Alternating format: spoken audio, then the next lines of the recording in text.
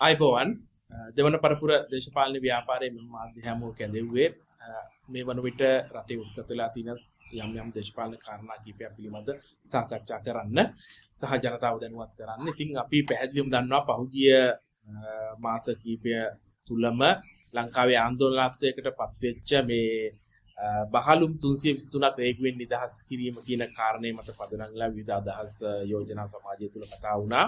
දැන් මේ වෙනකොට 2025 ජූනි මාසයේ 12 වෙනිදා මේ සම්බන්ධයෙන් ජනාධිපතිවරයා විසින් පත් කරන ලද කමිටුව විසින් වාර්තාවක් ඉදිරිපත් කරලා තිනවා.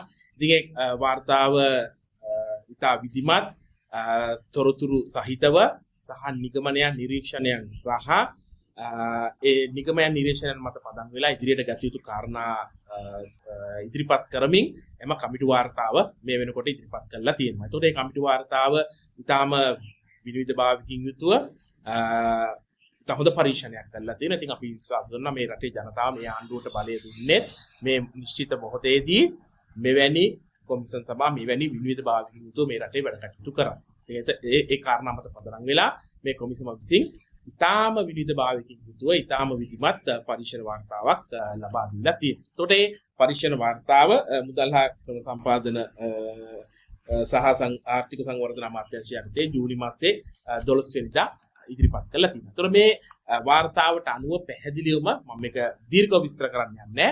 මේ වාර්තාවට අනුව පැහැදිලිවම මේ බහලුම් 323ක් රේගු පරීක්ෂාවකින් තොරව නිදහස් කිරීම සම්බන්ධයෙන් ඔවුන් විසින් අවසන් නිගමනයේ හැටියට ප්‍රධාන වශයෙන්ම නිරීක්ෂණ සහ පරීක්ෂණ කීපයක් සහ නිගමන කීපයක් ඉදිරිපත් කරලා තිනවා.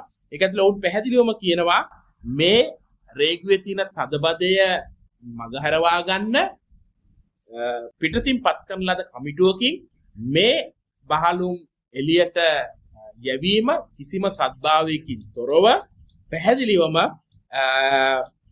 ඒ රතු ලේබල් තියෙන බහලුම් සත්භාවයකින් තොරව වෙනත් අරමුණකින් යුතුව මේක නිදහස් කරා කියන කාරණාව. ඒ වගේම තමයි ඔවුන් කියනවා මේ බහලුම් නිදහස් කිරීම නිසා ඇතිවිය හැකි ඉහළ අවදානමද නොසලකා මේ බහලුම් තදබදයක් මුවාවෙන් මේ ගත්ත ක්‍රියාමාර්ගයේ කිසිම ලෙසකින් මේ සමාජය තුළ සාධාරණීකරණය කරන්න බෑ කියන කාරණාව. ඒ වගේම තමයි මේ කමිටුව යෝජනා කර සිටිනවා මේ බහලුම් සමාජ එළියට මුදා හැරීම නිසා ඇති වෙලා තියෙන රටට ඇති වෙන්න පුළුවන් ජාතික ආරක්ෂාව වේවා මේ රටේ ආර්ථිකය වේවා මේ ඇති වෙන්න පුළුවන් අවදානම් සාගත තත්ත්වය ගැන නැවත කියවීමක් කරන්න සහ පරීක්ෂණයක් කරන්න සහ මේ සම්බන්ධයෙන් වගකිය යුතු නිලධාරීන් සහ පුද්ගලයන්ට අවශ්‍ය අභ්‍යන්තර පරීක්ෂණයකින් අවශ්‍ය ඉදිරි ක්‍රියාමාර්ග ගන්න කියන කාරණා. ඒතර අභ්‍යන්තර පරීක්ෂණකින් ඉදිරි ක්‍රියාමාර්ග ගන්න කියන ඇතුළෙම තියෙනවා මේක සම්පූර්ණයෙන්ම අත්නෝමතික ලෙස යම් පිරිසකගේ උමනාවට ක්‍රියා කළා කියන කාරණාව. ඒ වගේම තමයි ඔවුන් පැහැදිලිවම කියනවා මේ රේගු අධිකාරීවරයාට කිසිම බලයක් නැහැ මෙහෙම මේ බහලුම් එළියට මුදා හරින්න. මොකද පැහැදිලිවම මේ කමිටු වාර්තාවේ සඳහන් වෙනවා බහලුම් වර්ගීකරණයක් කරනවා රතු, කහ සහ කොළ. එතකොට මේ රතු බහලුම් කියලා කියන්නේ අනිවාර්යයෙන්ම භෞතිකව ස්කෑන් තාක්ෂණ හෝ AI තාක්ෂණය පාවිච්චි කරලා අනිවාර්යයෙන්ම පරීක්ෂා කළ යුතු භාගය. එතකොට කහ බහලුම් කියන්නේ යම් තත්ත්වයකට යටත්ව පරීක්ෂණය කළ යුතු කොළ ලේඛන කටයුතු විතරක් පරීක්ෂා කරලා මුදා හරින්න පුළුවන් ඒවා. එතකොට කොළ සහ කහ පරීක්ෂා කරද්දී බහලුම් රතු බහලුම් කිසිම පරීක්ෂණයකින්තරව සමාජයට මුදා හැරීම එක මං හිතන්නේ රටේ ආරක්ෂාවත් මේ නීති පද්ධතිය පිළිබඳ සමාජයේ තියෙන යම් මේ ආණ්ඩුව සම්බන්ධයෙන් වර්තමාන ආණ්ඩුව බලයට ආවේ මෙවැනි අක්‍රමිකතා දූෂණ වංචා නවත්තනවා කියන්නේ. එතකොට එහෙම බලයට ආපු ආණ්ඩුවක් යටතේ මෙවැනි දේවල් වෙනවා නම් මේ ජනතාවට මේ ආණ්ඩුව කෙරෙහි තියෙන විශ්වාසය පිට වැටෙනවා. ඒ නිසා වර්තමාන ජනාධිපතිවරයාට සහ මේ ආණ්ඩුවට වගකීමක් තියෙනවා. දැන් ඔබතුමා විසින්ම පත් කරන ලද කොමිෂන් වාර්තාවට අදාළව මේවට හවුල් වෙච්ච නිලධාරීන් කවුද? මේවට හවුල් වෙච්ච ව්‍යාපාරිකයන් කවුද? මේ වලින් ප්‍රතිලාභ ලැබුවේ කවුද?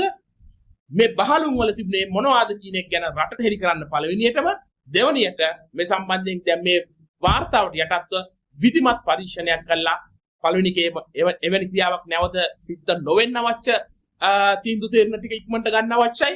මොකද මේ කමිටු වාර්තාවේ පැහැදිලිව තියෙනවා මේ බහලුම් නිදහස් කරන් තියෙන කමිටුවේ නීති අනුකූල භාවය ගැන ප්‍රශ්න තියෙනවා. මොකද මේ බාණ්ඩ නිදාස් කරන දවසේ උන් පැහැදිලිවම කියනවා මේ කමිටුවේ 3 දෙනෙක් ඉන්නවා නම් එක්කෙනා ඉඳලා තියෙන මේ පුද්ගලයාටත් බලය තියෙනවාද කියලා උන් ප්‍රශ්න කරනවා මේ බහලුන් නිදාස් කරන්න. එතකොට එවැනි අක්‍රමිකතා අඩුපාඩු වෙනවා නම් මේ ආණ්ඩුව යටතේ ඒව නොවෙන්න පළවෙනිටම වග බලා ගන්න අවශ්‍යයි. දෙවෙනි කාරණාව තමයි දැන් මේ නිදහස් කරපු මේ 323ක් වන මේ බහලුන් වල මොනවද තිබුණේ? කාටද මේව නිදහස් කරේ? කවුද මේක පිටිපස්සේ ඉන්නේ? කොහොමද එහෙම කමිටුවකින් මේව නිදහස් වෙන්න බලය ලැබුණේ? මේක පිටිපස්සේ දේශපාලන හස්තයක් තියනවද?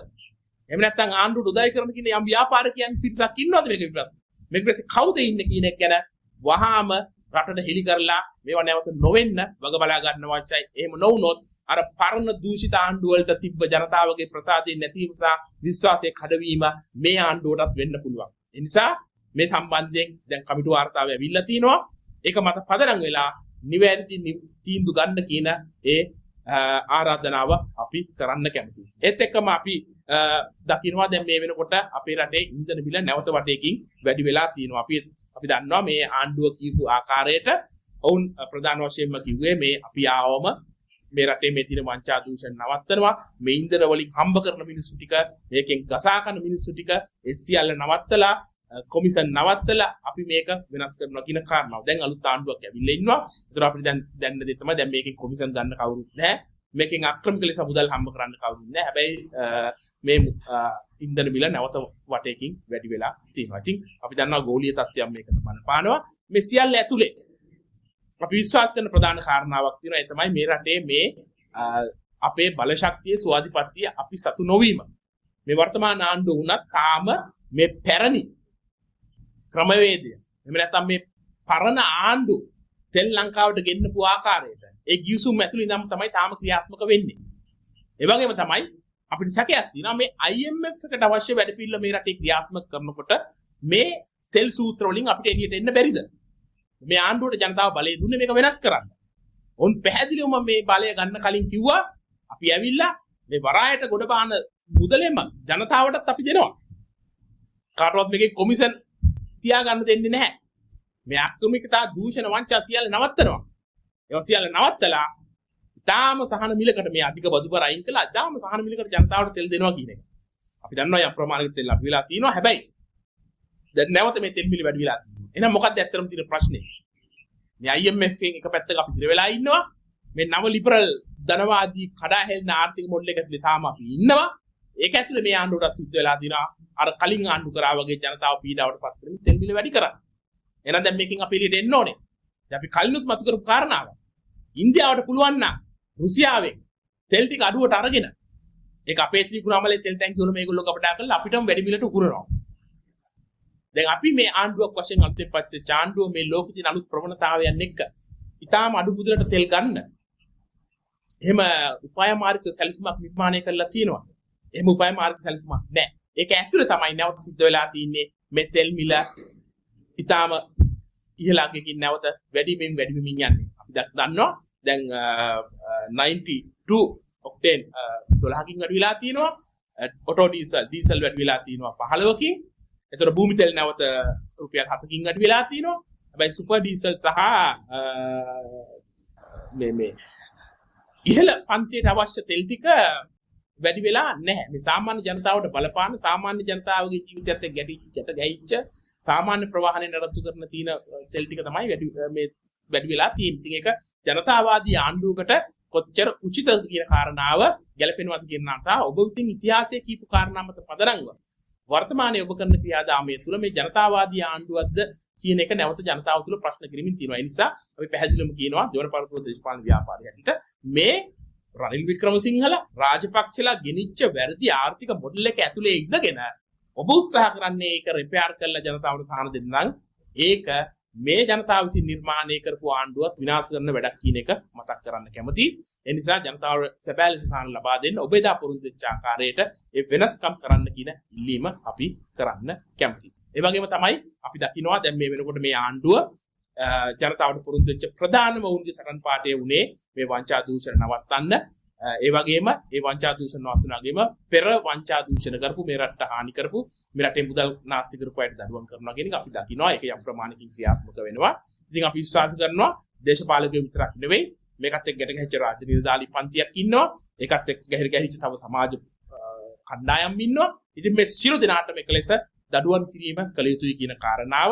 ඉතින් අපි දෙවන පරපුර හැටියට ඊටාම මධ්‍යස්තව මේ වංචා දූෂණ කරපු අයට දඩුවම් දීම සහ දැන් මේවා පොඩි අයට විතරක් නෙවෙයි මේ මහා වංචා දූෂණ පිටිපස්ස ඉන්න මහා තෝරු මෝරුත් අල්ලන්න අවශ්‍යයි. ඒ අයටත් දඩුවම් දෙන්න අවශ්‍යයි. ඒක තමයි ජනතාවගේ බලාපොරොත්තු වෙන. ඉතින් ඒ නිසා අපි විශ්වාස කරනවා මේක ඉදිරියට ක්‍රියාත්මක වෙයි කියන කාරණාව.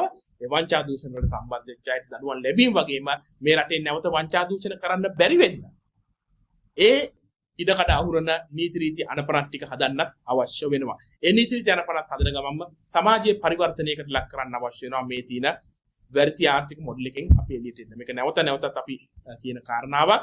මේ වංචා දූෂණ සහ මේ අක්‍රමිකතා සියල්ල ගැට ගැහින්නේ මේ පවතින වැරදි ආර්ථික රටාව ඇතුලේ. ඒක දේශපාලකයාගේ ඉඳන් සමාජය දක්වා මුදු වල තියෙනවා. ඉතින් එහෙනම් මේක වෙනස් කරන්න අවශ්‍ය. මේ වංචා දූෂණ වලට සම්බන්ධයට දඩුවම් දෙන්න ඕනේ. ඒක ජනතාවට ඔබ වෙච්ච පොරොන්දුවක්. ඒක ජනතාවගේ බලාපොරොත්තුවක්. ඒ වගේම තමයි වංචා දූෂණ කරන්න බැරි වෙන සමාජයක් හදන එක සහ මිනිසුන් මේ වංචා දූෂණ ආර්ථික මොඩල් එකකින් එළියට අරගෙන වඩාත් යහපත් සමාජ ක්‍රමවේදයක් නිර්මාණය කළ යුතු තියෙනවා. ඒ වෙනුවෙන් ඔබ ගන්නා ක්‍රියාමාර්ග මොනවද කියන එකත් අපි දැනගන්න කැමැත්තෙන් ඉන්නවා.